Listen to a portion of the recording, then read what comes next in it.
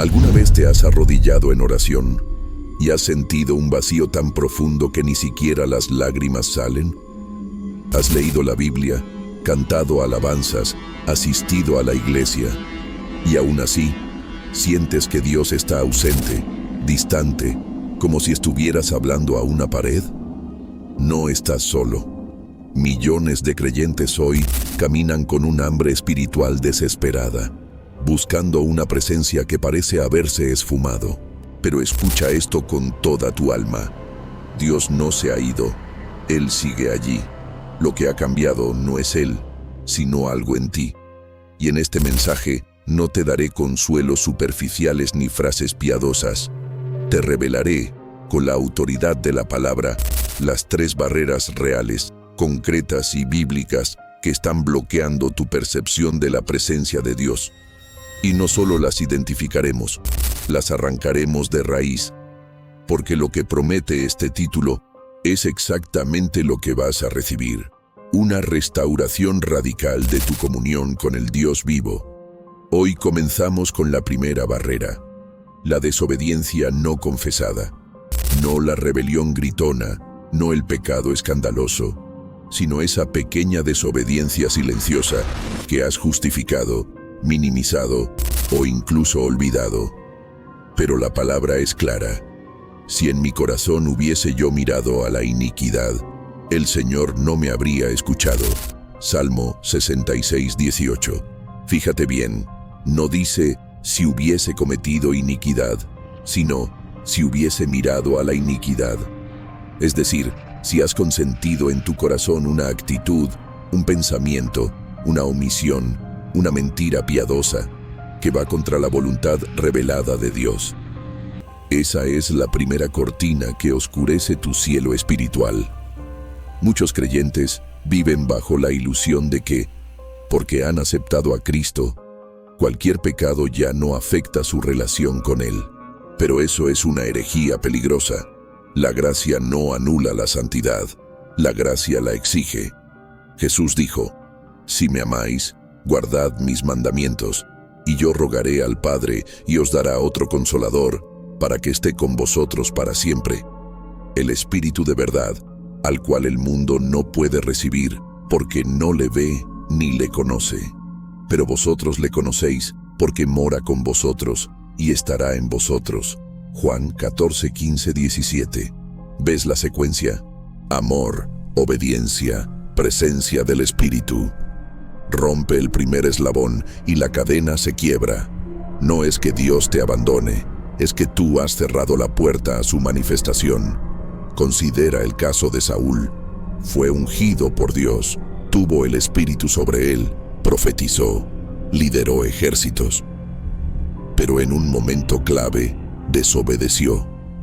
No fue un pecado sexual, ni de idolatría abierta. Fue impaciencia. Ofreció un sacrificio sin esperar al profeta. Parecía algo menor. Pero Samuel le dijo con voz trémula: ¿se complace el Señor tanto en los holocaustos y víctimas como en la obediencia a las palabras del Señor? Ciertamente el obedecer es mejor que los sacrificios, y el prestar atención que la grosura de los carneros. Porque como pecado de adivinación es la rebelión, y como ídolos e idolatría la obstinación. Por cuanto tú desechaste la palabra del Señor, Él también te ha desechado para que no seas rey. 1 Samuel 15, 22, 23. La desobediencia, aunque parezca técnica o circunstancial, es espiritualmente idólatra, porque pones tu juicio por encima del de Dios. Y aquí está el engaño más sutil: creer que puedes mantener una vida de oración profunda mientras toleras una desobediencia deliberada. No puedes. La comunión con Dios no es un estado emocional, es una realidad moral. Cuando David cometió adulterio y asesinato, no solo perdió la paz, perdió la presencia. Por eso clamó en el Salmo 51: no me arrojes de delante de tu rostro, y no quites de mí tu Santo Espíritu.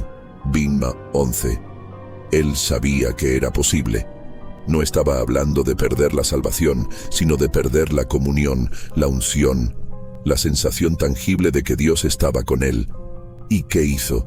No pidió perdón genérico. Confesó con precisión: contra ti solo he pecado y he hecho lo malo delante de tus ojos. Pinto 4. La confesión específica rompe el poder del pecado oculto. Hoy, en la iglesia moderna, hemos normalizado la desobediencia. Decimos: todos pecamos, como si eso justificara la convivencia con el pecado. Pero la Biblia no dice eso. Dice: hijitos míos, estas cosas os escribo para que no pequéis, y si alguno hubiere pecado, abogado tenemos para con el Padre, a Jesucristo el justo. 1 Juan 2:1. La intención no es pecar y arreglarlo después, es no pecar. Y si caes, confesar inmediatamente, sin dilación, sin excusas. Porque cada hora que pasas con un pecado no confesado es una hora en la que el velo se espesa entre tú y la gloria de Dios. Y no me refiero solo a los pecados grandes. ¿Has mentido en tu trabajo? ¿Has guardado rencor contra alguien? ¿Has alimentado pensamientos impuros y los has llamado solo mirar? ¿Has descuidado el diezmo diciendo que Dios entiende? ¿Has evitado confrontar un pecado en tu familia por comodidad?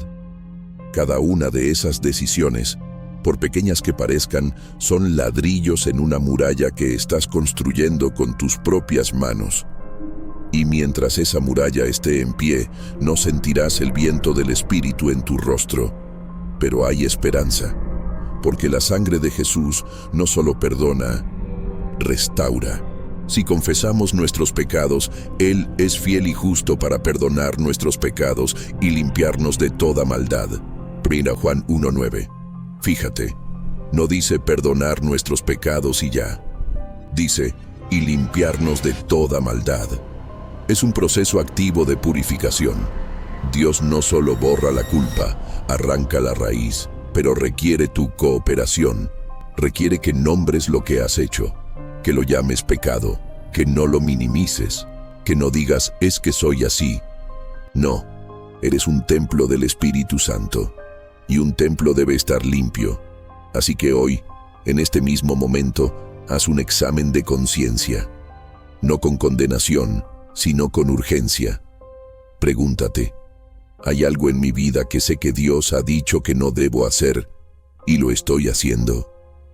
¿Hay algo que Él ha dicho que debo hacer y lo estoy evitando? No esperes a mañana. No esperes a la próxima reunión de oración. Arrodíllate ahora. Confiesa con llanto si es necesario. Rompe el pacto con el pecado, porque mientras no lo hagas, seguirás buscando a Dios en el lugar equivocado, cuando en realidad Él está esperando que tú te acerques en santidad. Y recuerda, la presencia de Dios no es un sentimiento, es una realidad objetiva. Pero tu percepción de esa presencia sí depende de tu estado espiritual. Y la desobediencia no confesada nubla esa percepción como una niebla tóxica. Pero cuando la niebla se disipa, ahí está Él, más cerca de lo que nunca imaginaste. La desobediencia no confesada no solo te separa de la presencia de Dios, te prepara para la segunda barrera que vamos a enfrentar: la amargura no resuelta. La desobediencia no confesada no solo te separa de la presencia de Dios, te prepara para la segunda barrera que vamos a enfrentar: la amargura no resuelta. No subestimes esto. Muchos creyentes hoy viven con un corazón envenenado por resentimientos antiguos, heridas no sanadas, ofensas no perdonadas. Y se preguntan por qué su vida espiritual está seca, por qué sus oraciones rebotan en el techo, por qué sienten que Dios está lejos. Pero la palabra es implacable al respecto. Ninguno de vosotros sea raíz de amargura que, brotando, cause estorbo, y por ella muchos sean contaminados. Hebreos 12:15. Fíjate, no dice puede causar estorbo, dice cause estorbo. La amargura no es una emoción pasajera, es una raíz espiritual que contamina no solo tu alma, sino tu entorno. Y lo más grave, bloquea tu percepción de la presencia de Dios. ¿Por qué? Porque la amargura es una forma de idolatría del dolor. Cuando te aferras a una ofensa, cuando repites en tu mente la injusticia que sufrieron, cuando alimentas el deseo de justicia humana en lugar de entregarlo al Señor, estás colocando tu herida en el lugar que solo Dios debe ocupar. Estás diciendo sin palabras: mi dolor es más importante que tu paz. Mi justicia es más urgente que tu gracia. Y en ese momento, aunque no lo notes, tu corazón se cierra a la unción del Espíritu, porque el Espíritu Santo es espíritu de amor, de gozo, de paz, y la amargura es su antítesis absoluta. Jesús fue radical al respecto. En Mateo 5, 23, 24 dijo: si estás presentando tu ofrenda en el altar, y allí te acuerdas de que tu hermano tiene algo contra ti, deja allí tu ofrenda delante del altar, y ve primero a reconciliarte con tu hermano, y entonces ven y presenta tu ofrenda. ¿Ves la prioridad? La comunión con el hermano precede a la comunión con Dios. No puedes adorar a Dios con las manos llenas de resentimiento. No puedes cantar «Santo, Santo» mientras tu corazón murmura contra alguien. La adoración auténtica nace de un corazón limpio, y un corazón limpio es un corazón que ha perdonado. Pero aquí viene el engaño más peligroso: yo ya perdoné, solo que no lo olvido. Hermano, eso no es perdón. Eso es archivo. Guardas el pecado del otro en una carpeta mental etiquetada como perdonado, pero la sacas cada vez que necesitas justificar tu frialdad, tu distancia, tu crítica. El perdón bíblico no es un acto emocional, es una decisión de la voluntad. Es decir, ya no usaré esto en tu contra, ya no lo usaré para definirte, ya no permitiré que esto controle mi relación contigo, ni con Dios. El perdón no significa que olvides el hecho, pero sí que liberas al ofensor de la deuda que él no puede pagar. Y si no perdonas, ¿qué pasa? Jesús lo dejó claro en la parábola del siervo implacable. Mateo 18, 21, 35. Un siervo fue perdonado una deuda inmensa, pero luego estranguló a otro siervo que le debía una miseria. Cuando el rey se enteró, le dijo: ¿no debías tú también tener misericordia de tu consiervo, así como yo tuve misericordia de ti? Y lo entregó a los verdugos. Jesús concluyó: así también hará con vosotros mi Padre Celestial, si no perdonáis de todo corazón cada uno a su hermano sus ofensas. No es una amenaza de condenación eterna, es una advertencia de interrupción de comunión. Porque un corazón que no perdona no puede recibir plenamente la gracia que ha sido perdonado. La amargura no resuelta no solo afecta tu relación con otros, te hace vulnerable al ataque del enemigo. Efesios 4, 26, 27 dice: airaos, pero no pequéis. No se ponga el sol sobre vuestra ira ni deis lugar al diablo. ¿Ves la conexión? La ira no resuelta, la ofensa no perdonada, abre una puerta legal en tu vida espiritual. No es metáfora, es un principio espiritual. El enemigo no puede entrar donde no hay grieta, pero la amargura es una grieta gigantesca, y por ella introduce opresión, confusión, sequedad espiritual, y sí, la sensación de que Dios ha desaparecido. He visto a pastores poderosos en el púlpito, ungidos con multitudes, que en privado viven con un corazón endurecido por años de resentimiento contra un hermano, contra un líder, contra su padre, contra su expareja. Y aunque predican sobre la presencia de Dios, ellos mismos no la sienten. Porque mientras haya una raíz de amargura en el jardín del alma, ninguna flor de intimidad podrá crecer. El suelo está envenenado. Y no creas que esto solo aplica a grandes traiciones. A veces, la amargura más destructiva es la que nace de pequeñas heridas acumuladas. Una palabra despectiva, una mirada de desprecio, una promesa rota, un silencio incómodo. Pero si no las entregas al Señor, si no las perdonas en el nombre de Jesús, se convierten en semillas de amargura que germinan en la oscuridad del corazón. ¿Cómo saber si tienes amargura no resuelta? Pregúntate, ¿te duele el nombre de alguien? ¿Evitas ciertos lugares o personas porque te recuerdan una herida? ¿Sientes una tensión física al pensar en cierto evento? ¿Defiendes tu derecho a estar enojado como si fuera una virtud? Si respondiste sí a alguna de estas, no estás mal, pero estás en peligro espiritual, porque esa amargura está actuando como un filtro que distorsiona tu percepción de Dios. Te hace ver a Dios como distante, indiferente, incluso injusto, cuando en realidad Él está listo para sanarte, pero tú estás aferrado a la herida. La solución no es intentar olvidar. La solución es ir a la cruz. Allí, Jesús no solo murió por tus pecados, también murió por los pecados que otros cometieron contra ti. Él cargó con la injusticia, con la traición, con la humillación, y desde la cruz dijo: Padre, perdónalos, porque no saben lo que hacen. Lucas 23:34. Si Él pudo perdonar en medio del sufrimiento más extremo, como tú, que has sido perdonado tanto, te niegas a perdonar. Hoy, en este mismo instante, nombra en tu espíritu a esa persona. No la maldigas, no la juzgues, simplemente di: Señor, en el nombre de Jesús, libero a nombre de toda deuda espiritual, emocional y relacional que tengo contra él, ella. Elijo perdonar, no porque lo merezca, sino porque tú me perdonaste a mí. Rompo toda raíz de amargura en mi corazón, en el nombre de Jesús. Hazlo ahora. No esperes a sentirlo, hazlo por fe, porque el perdón no comienza en las emociones, comienza en la voluntad.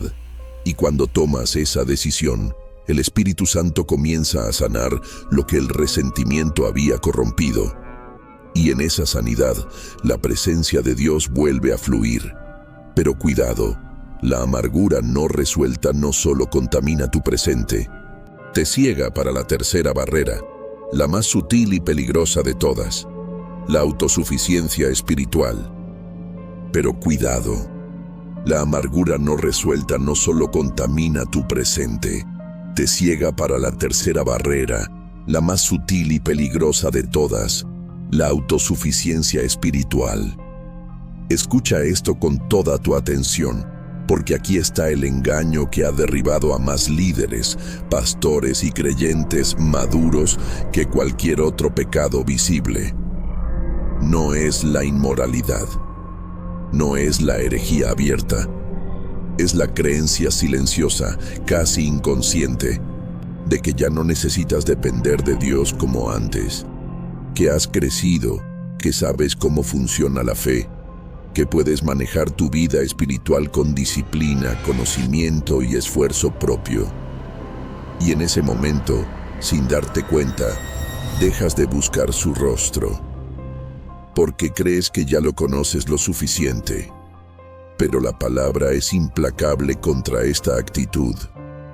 En Apocalipsis 3:17, Jesús le dice a la iglesia de Laodicea, una iglesia rica, exitosa, respetada: porque tú dices, soy rico y me he enriquecido, y de ninguna cosa tengo necesidad, y no sabes que tú eres un desventurado, miserable, pobre, ciego y desnudo.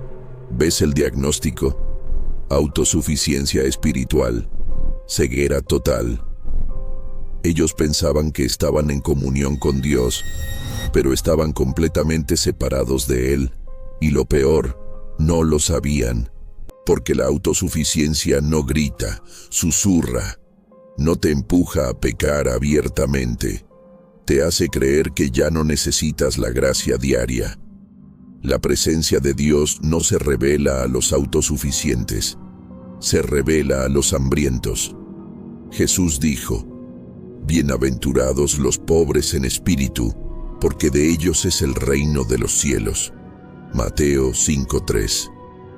Pobres en espíritu no significa buenas personas. Significa aquellos que reconocen su bancarrota espiritual total, que saben que sin Cristo no pueden respirar, no pueden orar, no pueden amar, no pueden resistir, que cada latido de su vida espiritual depende de una infusión constante de gracia.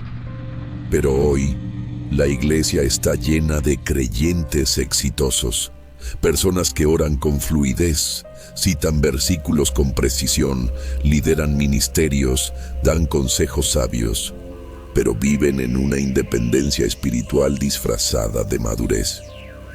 Han reemplazado la dependencia por la disciplina, la unción por la rutina, la comunión por la actividad. Y mientras todo parece funcionar, el fuego se ha apagado. Ya no sienten el temblor en la presencia de Dios. Ya no lloran en la adoración. Ya no tienen hambre de su voz, porque han construido un sistema espiritual que funciona, sin necesidad de que Él se manifieste. Y aquí está el peligro supremo. La autosuficiencia espiritual te hace inmune a la convicción. Cuando pecas, no sientes el peso. Cuando te alejas, no notas la distancia, porque has normalizado la ausencia. Has confundido la religión con la relación. Has intercambiado el encuentro con Dios por la eficiencia en el servicio. Y mientras tanto, tu alma se seca en silencio. Considera el caso de Ezequías. Fue un rey justo, fiel, que destruyó ídolos, restauró el templo, oró con poder, y Dios lo usó milagrosamente. Pero en 2 Crónicas 32, 25, 26, leemos: pero el corazón de Ezequías se enalteció y no correspondió al beneficio que le había sido hecho. Por tanto, vino ira sobre él y sobre Judá y Jerusalén. Entonces Ezequías se humilló por la altivez de su corazón, él y los moradores de Jerusalén, y no vino sobre ellos la ira del Señor en los días de Ezequías. Que lo derribó no fue un pecado sexual, no fue idolatría, fue el orgullo espiritual, el creer que su éxito era mérito propio. Y eso, hermano, atrajo la ira de Dios. No porque Dios sea cruel, sino porque la autosuficiencia es una negación directa de la cruz. Es decirle a Cristo: gracias, pero ya puedo solo. Y no pienses que esto solo aplica a líderes, aplica a ti. ¿Te has vuelto autosuficiente en tu vida devocional? ¿Oras por rutina, no por hambre? ¿Lees la Biblia para cumplir, no para encontrarte con Él? ¿Has dejado de pedir milagros porque ya sabes cómo funciona la fe? ¿Te sientes cómodo en tu nivel espiritual actual sin anhelar más de Dios? Si es así, estás en la trampa más peligrosa, la comodidad espiritual. Y en esa comodidad, la presencia de Dios se retira, no porque Él se vaya, sino porque tú ya no la buscas con desesperación. Pero hay algo que casi nadie entiende. La autosuficiencia espiritual no siempre se ve como orgullo. A veces se disfraza de humildad. Escucha bien, hay personas que dicen: no soy digno de que Dios me hable. No merezco su presencia. Soy demasiado pecador para acercarme. Y eso suena humilde, pero en realidad es otra forma de autosuficiencia, porque estás poniendo tu indignidad como barrera en lugar de confiar en la suficiencia de la sangre de Cristo. La verdadera humildad no dice: no soy digno. La verdadera humildad dice: no soy digno, pero Él me hizo digno en la cruz. Por eso me atrevo a acercarme. La autosuficiencia, ya sea por orgullo o por falsa humildad, te separa de la gracia. Porque la gracia solo fluye donde hay reconocimiento de necesidad, donde hay hambre. donde hay un corazón que dice, sin ti, nada puedo hacer. Sin tu presencia, no quiero vivir. Y aquí está la clave. Dios no se revela a los que saben, sino a los que tienen hambre. Jesús dijo, mis ovejas oyen mi voz, y yo las conozco, y me siguen. Juan 10:27. Pero ¿cómo oyes su voz si ya crees que sabes lo que va a decir? ¿Cómo lo sigues si ya tienes tu propio camino trazado? La presencia de Dios no se experimenta en la certeza humana. Se experimenta en la dependencia total. Hoy, en este mismo instante, examina tu corazón, no con condenación, sino con urgencia. Pregúntate, ¿busco a Dios por lo que Él puede darme o por Él mismo? ¿Mi vida espiritual depende de mis esfuerzos o de su gracia diaria? ¿Me siento cómodo en mi nivel actual o estoy desesperado por más de Él? Si hay autosuficiencia, no la ignores. Humíllate. Di, Señor, he vivido como si pudiera hacerlo sin ti. He confiado en mi conocimiento, en mi disciplina, en mi experiencia. Pero hoy me arrodillo y reconozco, sin tu presencia, soy nada. Sin tu unción, soy polvo. Rompe mi autosuficiencia. Hazme pobre en espíritu otra vez.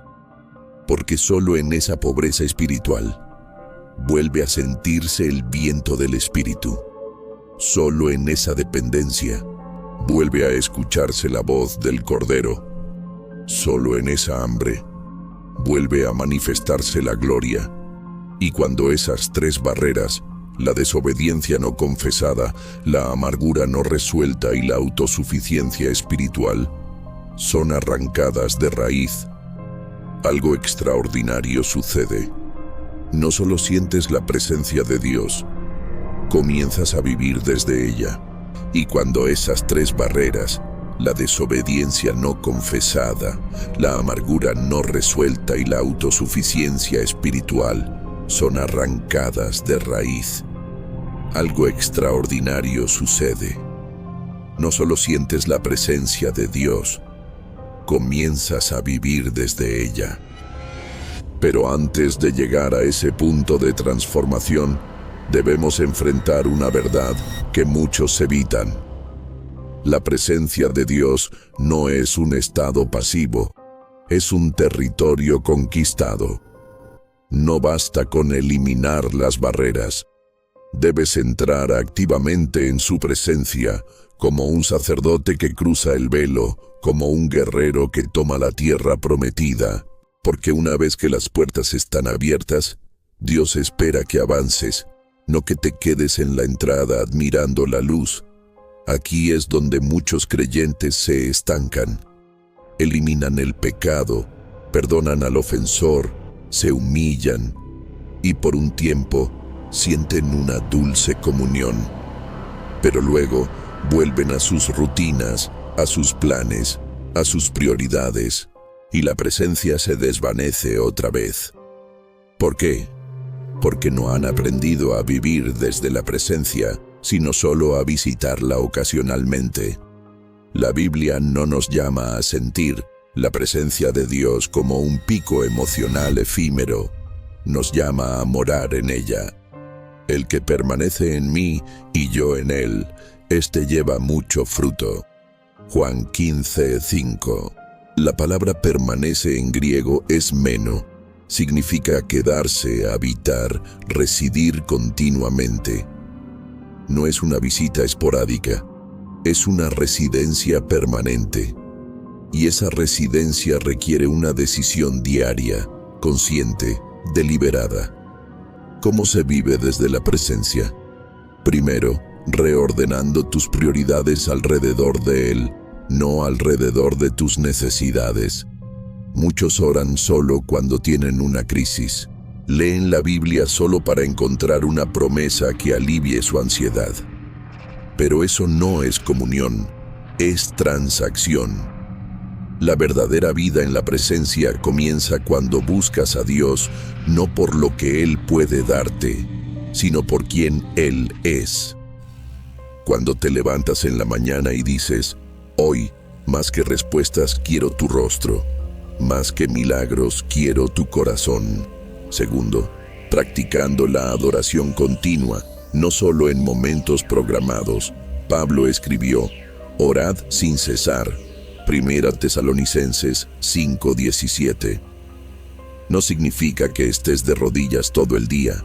Significa que tu corazón mantiene una postura constante de reverencia, gratitud y dependencia. Es caminar por la calle y susurrar, gracias, Señor. Es enfrentar una dificultad y declarar, tú estás conmigo. Es trabajar y hacerlo como para el Señor. Colosenses 3:23. La presencia de Dios no se limita al cuarto de oración. Se extiende a cada rincón de tu vida cuando la invitas a gobernarlo todo. Tercero, obedeciendo en lo pequeño, no solo en lo dramático. Muchos esperan una gran llamada para sentirse cerca de Dios. Pero la intimidad se construye en los detalles, en guardar tu lengua cuando quieres responder con ira, en dar generosamente cuando nadie mira, en perdonar por tercera vez en el mismo día, en levantarte a orar aunque estés cansado. Jesús dijo, el que tiene mis mandamientos y los guarda, ese es el que me ama, y el que me ama será amado por mi Padre, y yo le amaré y me manifestaré a él. Juan 14:21. La manifestación de su presencia está ligada a la obediencia cotidiana, no a los milagros espectaculares. Y aquí está el giro profético que cambiará todo lo que has entendido hasta ahora. La presencia de Dios no siempre se siente, pero siempre se obedece. Sí, hay temporadas en las que Dios se siente como fuego, y hay otras en las que se siente como silencio, pero en ambas, Él está presente. El peligro no es el silencio, es confundir la ausencia de emoción con la ausencia de Dios. Job pasó semanas sin sentir a Dios, pero nunca dejó de hablarle. David clamó, ¿por qué estás tan abatida, oh alma mía, y por qué te turbas dentro de mí? Salmo 42:5. No porque Dios se hubiera ido, sino porque su alma necesitaba recordar la verdad en medio del sentimiento. Vivir desde la presencia significa confiar en la palabra más que en las emociones. Significa decir, aunque no sienta tu calor, sé que estás aquí. Aunque no escuche tu voz, sé que hablas. Aunque la noche sea larga, sé que tu fidelidad no falla. Porque la presencia de Dios no depende de tu sensibilidad, depende de su fidelidad. Y cuando vives desde esa convicción, algo asombroso ocurre. La presencia de Dios comienza a fluir a través de ti hacia otros. Ya no eres solo un receptor, te conviertes en un canal, como el río que salía del templo en Ezequiel 47, que sanaba todo donde llegaba. Tus palabras llevan unción, tu silencio trae paz, tu presencia trae esperanza, porque ya no estás buscando llenarte, estás desbordando. Pero esto solo es posible si has eliminado las 3 barreras. Porque un corazón en desobediencia no puede ser canal de santidad. Un corazón amargado no puede ser fuente de gracia. Un corazón autosuficiente no puede ser instrumento de dependencia. La pureza del conducto determina la potencia del flujo. Así que hoy, no te conformes con sentir a Dios por unos minutos. Decide vivir desde su presencia. Que cada decisión, cada pensamiento, cada relación esté impregnado de su realidad. Porque cuando vives desde allí, ya no preguntas, ¿dónde estás, Señor? Sino que declaras, aquí estás, Señor, y desde aquí todo cambia. Y en esa postura de vida, no solo recuperas la sensación de su presencia, te conviertes en una manifestación visible de ella en la tierra. Y en esa postura de vida, no solo recuperas la sensación de su presencia, te conviertes en una manifestación visible de ella en la tierra. Pero para sostener esa postura, para no caer de nuevo en la sequedad, en la distancia, en la sensación de abandono, necesitas un arma espiritual infalible, probada en el fuego de la historia, usada por los grandes hombres y mujeres de fe y accesible para ti hoy mismo. No es una técnica, no es un ritual, no es una fórmula mística. Es algo tan simple que muchos lo ignoran y tan poderoso que el infierno tiembla ante su uso. Esa arma es la palabra de Dios declarada con fe, no solo leída, no solo estudiada, no solo memorizada, declarada, proclamada en voz alta, con autoridad, en el nombre de Jesús, contra toda mentira del enemigo, contra toda emoción contraria, contra toda circunstancia que niegue la realidad de Dios. Cuando Jesús fue tentado en el desierto, después de ayunar 40 días, hambriento, vulnerable, en su humanidad plena, no respondió con argumentos filosóficos, no apeló a su divinidad, no usó milagros. 3 veces en cada ataque del enemigo respondió con las mismas palabras: escrito está. Mateo 4, 4, 7, 10. Fíjate bien, no dijo yo siento que, ni creo que, ni quizás Dios quiere. Dijo, está escrito. Es decir, esto no es negociable, esto no depende de mi estado emocional. Esto es una realidad objetiva, eterna, inmutable. Y contra ella, ni el diablo puede prevalecer. Y eso, hermano, es exactamente lo que necesitas hoy. Porque cuando no sientes la presencia de Dios, el enemigo te susurra: Dios te ha abandonado. Tu oración no sirve. Nunca cambiarás. Estás solo en esto. Y si respondes con tus emociones, pierdes. Pero si respondes con escrito está, ganas. Porque la palabra de Dios no es solo información, es energía espiritual viva. Porque la palabra de Dios es viva y eficaz y más cortante que toda espada de 2 filos. Hebreos 4:12. Corta las cadenas de la mentira, destroza las fortalezas del miedo, restaura la visión de la fe.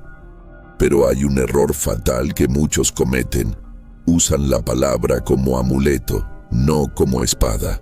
Citan versículos como si fueran fórmulas mágicas, sin fe, sin entendimiento, sin alineación con el corazón de Dios. Y luego se decepcionan cuando no funciona. Pero la palabra no es un hechizo. Es una declaración de guerra contra las tinieblas, hecha por un hijo que conoce la voz de su padre. Para que la palabra sea efectiva en tu vida, debe cumplir 3 condiciones. Primero, debe estar arraigada en tu corazón, no solo en tu mente. Salmo 119:11 dice: en mi corazón he guardado tus dichos para no pecar contra ti. La palabra guardado en hebreo es tzafán. Significa esconder, almacenar como un tesoro. No se trata de memorizar versículos para impresionar. Se trata de enterrar la palabra tan profundamente en tu ser que brote espontáneamente en el momento de la prueba. Cuando el ataque viene, no tendrás tiempo de buscar en tu Biblia. Tu boca debe declarar lo que tu corazón ya posee. Segundo, debe ser declarada en el nombre de Jesús. Jesús dijo: todo lo que pidáis al Padre en mi nombre lo hará. Juan 14:13. El nombre de Jesús no es una fórmula de cierre, es la autoridad delegada del Rey del Universo. Cuando declaras la palabra en el nombre de Jesús, no estás usando un nombre mágico. Estás ejerciendo la autoridad que Él te dio como hijo. Es como un embajador que habla en nombre de su rey. Sus palabras tienen peso porque representan al soberano. Tercero, debe alinearse con la voluntad de Dios revelada en la Escritura. No puedes declarar, Dios me dará $1.000.000, si eso no está respaldado por la palabra. La fe no es creer cualquier cosa. Es creer lo que Dios ha dicho. La verdadera fe bíblica siempre se somete a la totalidad de la Escritura. Por eso, no basta con un versículo aislado. Necesitas conocer el corazón de Dios en toda su palabra, para que tus declaraciones no sean deseos disfrazados de fe, sino ecos de la voluntad divina. Ahora, apliquémoslo a tu situación actual. Si no sientes la presencia de Dios, no esperes a sentirla para actuar. Declara lo que la palabra dice, aunque tus emociones digan lo contrario. Por ejemplo, cuando sientas que Dios está lejos, declara, escrito está, nunca te dejaré ni te desampararé. Hebreos 13:5. Señor, aunque no te sientas, sé que estás conmigo. Cuando la acusación venga, declara, escrito está. Ahora pues, ninguna condenación hay para los que están en Cristo Jesús. Romanos 8:1. Satanás, tu mentira es expuesta por la sangre del Cordero. Cuando la duda ataque, declara, escrito está. Dios no es hombre para que mienta, ni hijo de hombre para que se arrepienta. Números 23:19. Su promesa es sí y amén en Cristo Jesús. Y hazlo en voz alta, no en un susurro tímido, en una declaración firme como un guerrero que toma su espada. Porque hay poder en la voz del creyente. Jesús dijo, de la abundancia del corazón habla la boca. Mateo 12:34. Pero también es cierto que la boca puede entrenar al corazón. Cuando declaras la verdad, aunque no la sientas, estás reprogramando tu mente, fortaleciendo tu fe y expulsando las tinieblas. He visto a personas liberadas de opresión, sanadas de depresión, restauradas en su comunión con Dios, no porque tuvieran una experiencia mística, sino porque se negaron a callar la palabra. Se pararon en medio de la tormenta y dijeron, escrito está, y el viento obedeció. Pero esto requiere disciplina.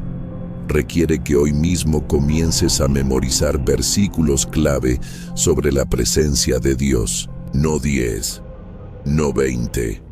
Comienza con 3. Escríbelos, léelos en la mañana, decláralos en la noche, repítelos cuando el enemigo ataque. Haz de ellos tu armadura, porque la batalla por la presencia de Dios no se gana con sentimientos, se gana con declaraciones basadas en la palabra. Y cuando aprendes a usar esta arma infalible, ya no eres víctima de tus emociones. Te conviertes en dueño de tu atmósfera espiritual, porque la palabra de Dios no solo te revela la presencia de Dios, la invoca, porque la palabra de Dios no solo te revela la presencia de Dios, la invoca. Pero aquí surge una pregunta que muchos temen hacer, pero que debes enfrentar con valentía. ¿Y si ya eliminé las barreras, declaro la palabra, vivo en obediencia, y aún así no siento a Dios? No estás solo. Incluso los más grandes siervos de la historia pasaron por valles de silencio tan profundos que parecía que el cielo se había sellado. Elías, después de un milagroso fuego del cielo en el monte Carmelo, huyó al desierto, se echó bajo un enebro y dijo, «Basta ya, Señor, quita mi vida, porque no soy mejor que mis padres». Primera Reyes 19:4. Había vencido a 450 profetas de Baal, pero en su alma se sentía derrotado, solo, abandonado. David, el hombre conforme al corazón de Dios, clamó en el Salmo 22, Dios mío, ¿por qué me has desamparado? Palabras que Jesús mismo repetiría en la cruz. Job, el más justo de su tiempo, pasó semanas sin una palabra de Dios, rodeado de ceniza, dolor y amigos que lo acusaban. ¿Qué significa esto? Significa que la ausencia de sentimiento no es ausencia de presencia. Significa que hay temporadas en las que Dios, en su sabiduría soberana, permite el silencio. No para castigarte, sino para refinar tu fe hasta que ya no dependa de emociones, sino de su carácter inmutable. Y en esas temporadas, las más peligrosas y las más sagradas, el enemigo lanza su ataque final, la desesperanza disfrazada de realismo. Te dice, ya intentaste todo, ya oraste, ya perdonaste, ya confesaste, y nada cambia. Tal vez esto es lo máximo que tendrás. Tal vez Dios ya no se manifiesta como antes.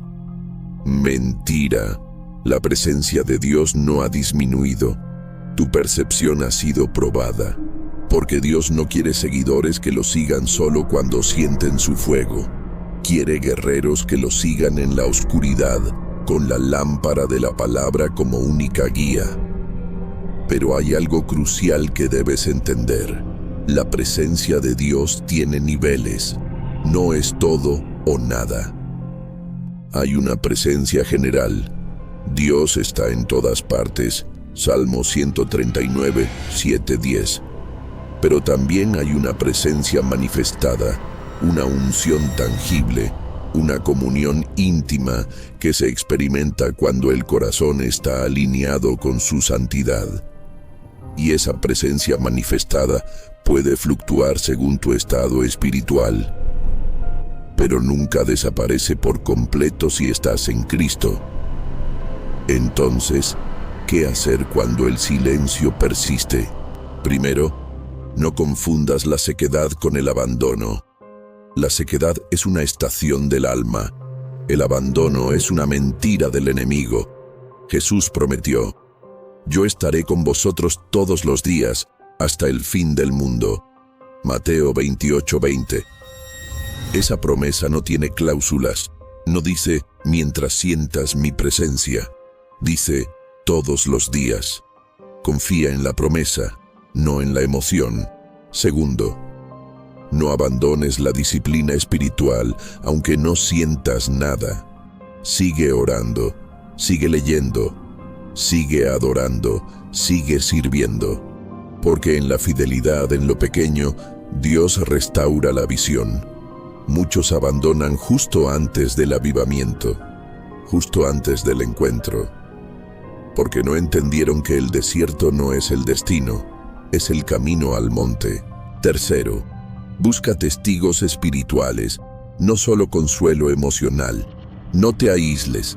Acude a hermanos maduros, pastores ungidos, intercesores fieles, no para que te digan, todo estará bien, sino para que te recuerden quién es Dios cuando tú no puedes recordarlo.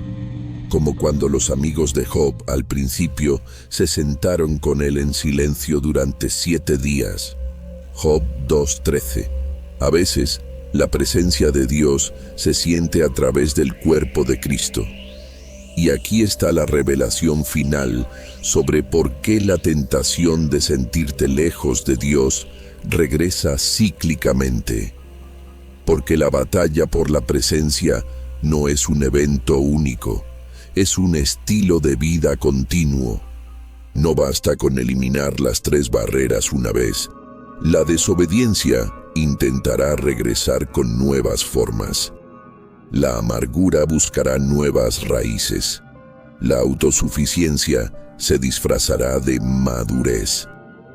Y el enemigo sabrá que, si logra nublar tu percepción de la presencia de Dios, te volverás vulnerable a toda clase de engaño. Por eso, la vida espiritual no es una línea recta hacia la cima, es una espiral ascendente de purificación, rendición y dependencia renovada. Cada vez que sientas distancia, no te desesperes. Tómalo como una alarma espiritual. Algo en mi corazón necesita ser examinado. No como una condenación, sino como una invitación a volver al primer amor. Y en ese volver, no busques emociones, busca fidelidad. Porque la presencia de Dios no se gana con intensidad emocional, se mantiene con integridad diaria.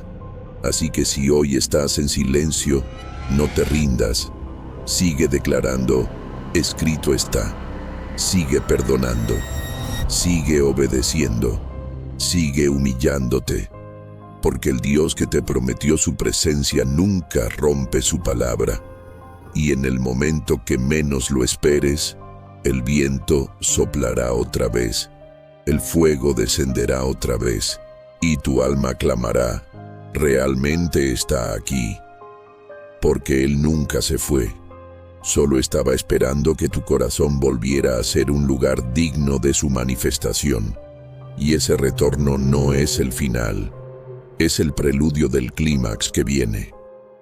Y ese retorno no es el final, es el preludio del clímax que viene. Hermano, hermana, si has llegado hasta aquí, no es por casualidad. El Espíritu Santo te ha guiado a través de cada palabra, porque hay algo en tu espíritu que se niega a conformarse con una fe superficial. Algo en ti clama, quiero más de Dios, quiero sentirlo, conocerlo, caminar con Él cara a cara. Y ese clamor es la semilla de un avivamiento personal que está a punto de estallar. Hoy, en esta séptima y decisiva parte, no solo recapitulamos lo que hemos aprendido, lo sellamos con fuego, porque la verdad no basta con saberla, debe transformarte. Y la transformación comienza cuando tomas posesión de lo que Dios ya ha declarado sobre ti. Recordemos con poder las 3 barreras que han robado tu percepción de la presencia divina. Primero, la desobediencia no confesada. Esa pequeña omisión, esa justificación silenciosa, esa área de tu vida donde has dicho, Dios entiende, mientras en tu corazón sabes que estás desobedeciendo. Pero hoy, en este instante, la arrancamos. Porque si confesamos nuestros pecados, Él es fiel y justo para perdonar nuestros pecados y limpiarnos de toda maldad. Primera Juan 1:9. No hay pecado tan pequeño que no nuble tu cielo, ni gracia tan grande que no lo borre por completo. Segundo, la amargura no resuelta. Ese nombre que duele, esa herida que guardas como trofeo de injusticia, pero hoy la entregas. Porque todo aquel que no perdona de corazón será entregado a los verdugos. Mateo 18:35. No por condenación, sino por liberación. Porque un corazón que perdona es un corazón donde el Espíritu puede fluir sin obstáculos. Tercero, la autosuficiencia espiritual. Esa confianza en tu disciplina, tu conocimiento, tu madurez. Pero hoy te humillas. Porque Dios resiste a los soberbios y da gracia a los humildes. Santiago 4:6. Y solo en la pobreza espiritual, en el reconocimiento total de que sin Él nada puedes hacer, vuelve a manifestarse el fuego del cielo. Pero no basta con eliminar lo que bloquea. Debes activar lo que atrae. Y eso es la palabra declarada. No como ritual, sino como arma de guerra. Cada vez que el enemigo diga, Dios no está contigo, tú respondes, escrito está, nunca te dejaré ni te desampararé. Cada vez que la duda grite, nunca cambiarás, tú proclamas, escrito está, si alguno está en Cristo, nueva criatura es.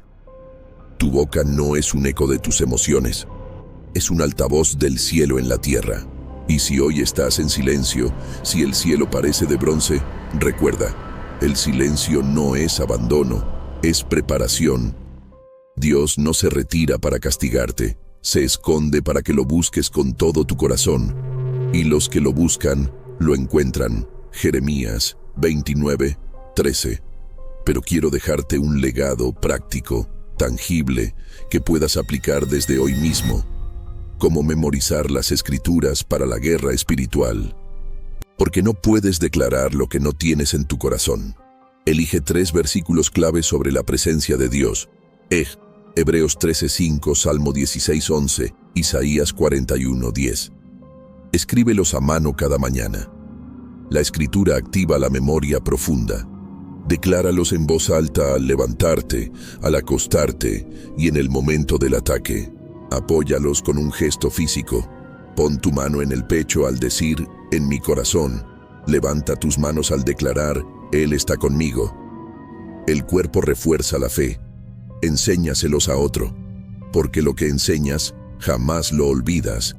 Este no es un ejercicio devocional más. Es el entrenamiento de un guerrero. Porque cuando el infierno ataque tu percepción de Dios, no tendrás tiempo de buscar en tu Biblia, pero tu boca, entrenada por el Espíritu, lanzará fuego del cielo con una sola frase.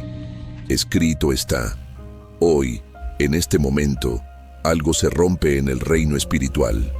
Las cadenas de la distancia se quiebran, las mentiras del enemigo se desmoronan, y tu alma, purificada, humillada y armada con la palabra, vuelve a ser un santuario donde la gloria de Dios descansa. No eres una víctima del silencio, eres un guerrero de la presencia. Y desde hoy caminarás no buscando señales, sino dejando huellas de fuego donde quiera que vayas. Porque Él está contigo, siempre estuvo, y ahora lo sentirás como nunca antes. Si este mensaje ha tocado una fibra en su espíritu y lo ha desafiado a dejar de ser una víctima para convertirse en un guerrero de la palabra, vaya ahora mismo a ver el video que aparece en pantalla sobre cómo memorizar las escrituras para la guerra espiritual. Es el complemento perfecto para armar su arsenal. Espero que este video te haya ayudado. Nos vemos en el próximo video.